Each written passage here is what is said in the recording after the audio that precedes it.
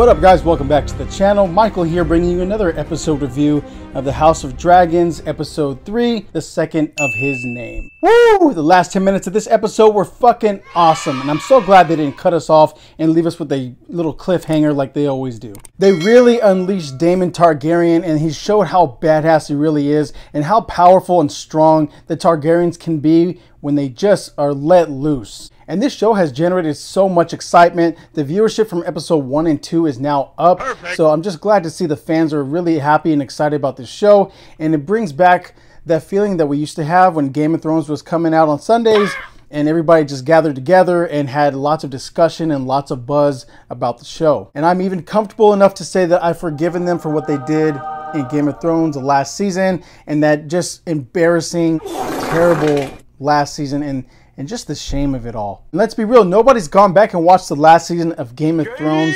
There's just been no excitement for it. It just blew everybody's expectations, and not in a good way. But in any case, let's move on. The show opens up with the crab feeder hammering and torturing everybody, and they're just screaming and dying on the shores. I remember in the last episode, one of the crabs was peeling off the skin on this guy's foot, and it's just super gross and nasty, but it just goes to show the threat that the crab feeder really poses. But he's so hard to defeat because he keeps retreating to the caves on Bloodstone. And obviously he has archers and ship blockades, and the sea snake's strength is with his ships, and Daemon's strength is riding Bloodworm. They were both kind of at a tactical standstill, and they were having this disagreement for the battle plans, and Sea Snake's uncle and Sea Snake's son are just going at it, and they're disagreeing with everything. You can tell that they're falling apart. Like, they can't do much. They're running out of men, they're running out of resources, and they're running out of time. One of the funniest moments was when this guy was being tortured by the crab feeder. His hands were up and he's like, don't worry, like, they're gonna come for me, the dragons are gonna save me, you'll see, the prince is gonna save me. And the next thing you know, Bloodworm comes in and he crushes the guy. Drink some soap.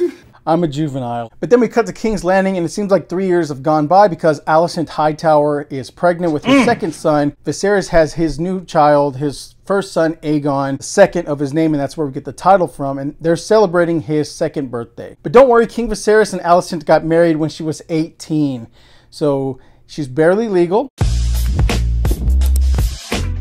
But everything is fine. Everything is kosher. Viserys is getting all kinds of pressure from everyone on naming his male successor, but he already named Rhaenyra his successor.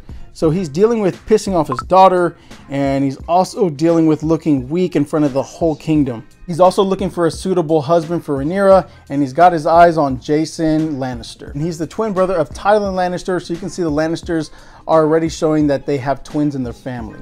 Viserys tries to mend things with Rhaenyra as they begin the King's Hunt, or the Royal Hunt. And the men see this white hart in the forest, which is a giant white stag, and it's symbolic for a good sign of things to come, especially for those people who find significance in sightings or, you know, seeing symbols out in the area. So they release the hound so they can corner the stag so Viserys can get the killing blow.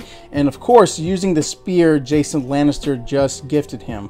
And the Lannister always repays his debts. And here's the nasty part. You know, the Hand of the King, Otto Hightower, he suggests that Rhaenyra marries her 2-year-old brother Aegon.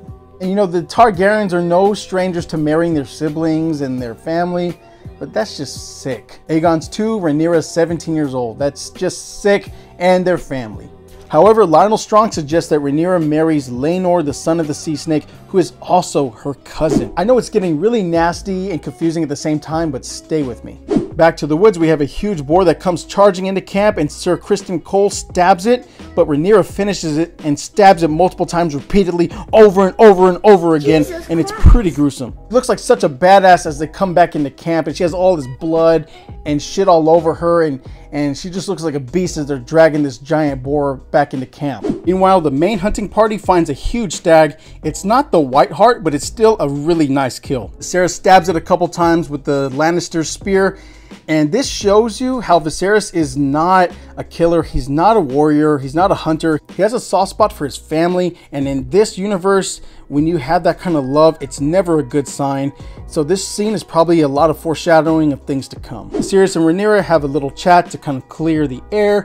He says that there's nothing to worry about. She is the heir to the throne, not her brother, not her uncle, but she does need to honor tradition and get married. And basically, she can choose whoever she wants, but she has to play ball and stop being a little.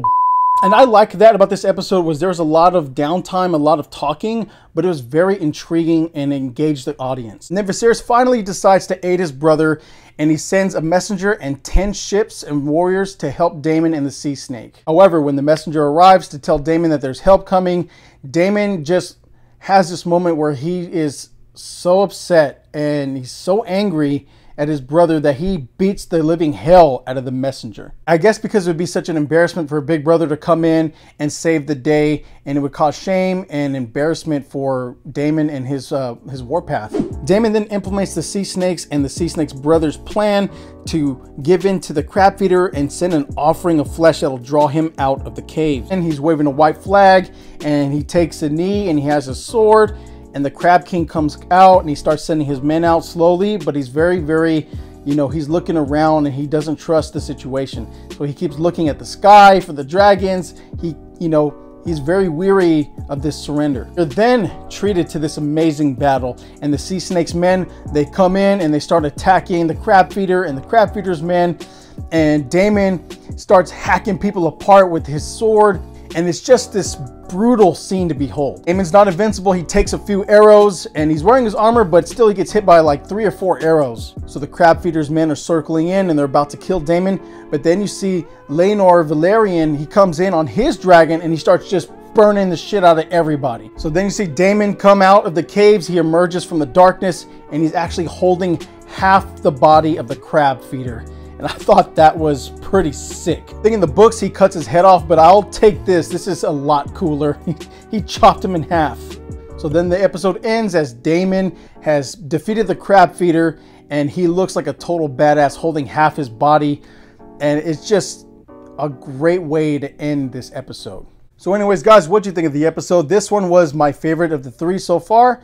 And I'm just glad that it's going back to being something I'm excited about every Sunday. So guys, leave a comment below. What'd you think of Daemon? What'd you think of the dragons? I'm gonna go ahead and end it there for today, guys. And as always, take care of yourself. God bless, and we will see you on the next one.